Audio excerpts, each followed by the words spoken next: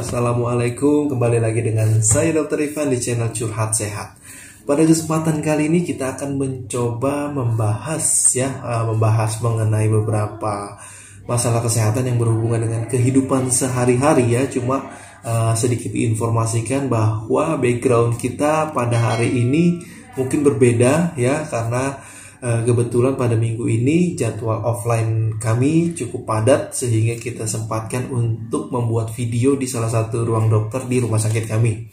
Oke, kita langsung saja karena saat ini ya sedang menuju musim hujan dan juga mungkin pada kondisi ini ada beberapa kondisi penyakit yang setiap tahun itu biasanya trennya itu meningkat atau menaik ya. Karena apa? Mungkin karena memang faktor pencetus atau mungkin faktor penularannya itu meningkat dengan beriringnya perubahan musim atau mungkin adanya banjir atau mungkin adanya hal-hal lain ya. Beberapa contohnya itu biasanya seperti demam berdarah ya, terus habis itu ada tipes, ada cikungunya, mungkin beberapa daerah yang endemis ada juga malaria. Itu merupakan beberapa penyakit yang mungkin sepengalaman saya itu biasanya trennya cukup meningkat mendekati musim hujan ataupun saat musim hujan. Dan kalau misalnya kita lihat yang paling banyak atau mungkin gejala yang paling sering dari beberapa penyakit tersebut adalah kondisi demam ya, sakit kepala, sakit badan, pusing geliang, mual muntah, atau mungkin ada yang BAB-nya cair, ada yang susah BAB. Itu merupakan beberapa contoh dari kondisi gejala penyakit-penyakit yang sering meningkat pada musim hujan.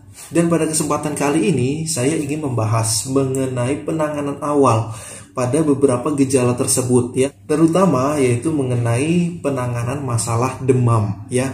Karena sudah dibilang tadi beberapa kondisi penyakit itu tuh biasanya disertai oleh demam. Maka jika teman-teman atau sobat sehat sekalian sedang mengalami demam atau mungkin keluarganya ada yang demam, maka penanganan pertama itu biasanya adalah untuk banyak mengkonsumsi air putih ya. Karena apa? Karena konsumsi air putih yang banyak itu bisa menurunkan demam. Terus habis itu bisa memberikan kompres hangat ya, kompres hangat pada bagian dahi. Dan ketika sedang demam, maka jangan paksakan untuk membuka baju atau mungkin mengipasi atau mungkin memberikan kompres dingin pada tubuh. Karena apa? Karena sebenarnya demam itu merupakan mekanisme alami tubuh ya, untuk mencegah perkembangbiakan atau mungkin perkembangan dari kuman penyakit di dalam tubuh kita ya. Jadi jangan buru-buru untuk diberikan kipas atau mungkin dikasih kompres dingin ya. Itu kurang baik. Karena apa? Karena ketika tubuh kita berusaha untuk meningkat, malah kitanya bikin usaha tersebut jadi sia-sia ya. Jadi hal tersebut bisa membuat tubuhnya makin ngedrop ya. Jadi biarkan kalau misalnya demam itu silakan digunakan baju yang menghangatkan. Karena apa? Karena ketika seseorang itu demam, biasanya pada fase awal itu dia akan merasa dingin ya. Ketika dia merasa dingin, mungkin ada yang menggigil, ada yang menarik selimut ya. Itu biasanya akan terjadi peningkatan suhu. Dan ketika mungkin demam itu pada fase akhir atau mungkin akan turun, maka yang bersangkutan itu mungkin dia akan merasa kepanasan, merasa gerah, dan pada saat itu akan terjadi berkeringat ya. Dan itu memang perbedaan yang cukup signifikan antara seseorang yang akan mengalami demam, yaitu mungkin akan merasa dingin atau menggigil, sedangkan orang yang setelah demam atau mungkin menuju normal biasanya akan berkeringat dan merasa panas. Makanya disebut dengan panas dingin. Jadi kalau misalnya kalian sedang merasa kepanasan atau kedinginan ketika orang lain mungkin tidak merasakan, maka mintalah orang lain untuk memegang tubuh kalian. Karena apa? Karena kalau kalian sendiri yang memegang tubuh mungkin tidak akan berasa apa-apa. Karena apa? Karena ketika tubuhnya panas, tangan pun panas, jadi sama. Jadi kalau misalnya memang ada merasa gergesi atau mungkin badan kurang enak ya, habis itu sakit kepala, sakit badan, mual muntah, maka cobalah hal pertama itu minta orang lain untuk memegang tubuh Anda, baik itu di dahi, baik itu di leher, atau mungkin bagian batang tubuh. Batang tubuh ini adalah bisa di bagian dada, perut, ataupun punggung ya. Karena orang lain atau mungkin orang yang cenderung normal akan bisa merasakan apakah itu cenderung hangat, panas, atau mungkin suhunya normal.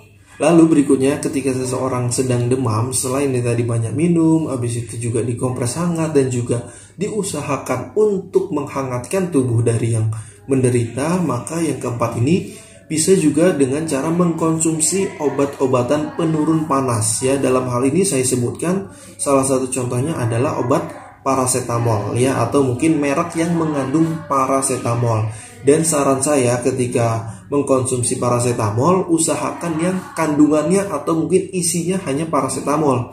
Karena apa? Karena paracetamol biasanya beberapa produk itu diracik dengan kandungan lain seperti kafein, ibuprofen atau mungkin lain sebagainya. Dan paracetamol ini bisa diminum sebanyak 3 kali sehari atau mungkin setiap 8 jam. Namun apabila kalian sudah mencoba minum paracetamol atau mungkin melakukan beberapa saran tadi tetapi demam naik lagi dan naik lagi, maka saran saya untuk melakukan konsultasi ke dokter terdekat ya, untuk dilakukan pemeriksaan lebih lanjut dan dipertimbangkan untuk melaksanakan tes darah ya. Karena apa? Karena biasanya dengan tes darah ini bisa memperjelas ke arah mana penyebabnya. Karena apa? Karena setiap penyebab memiliki penanganan pokok yang berbeda-beda.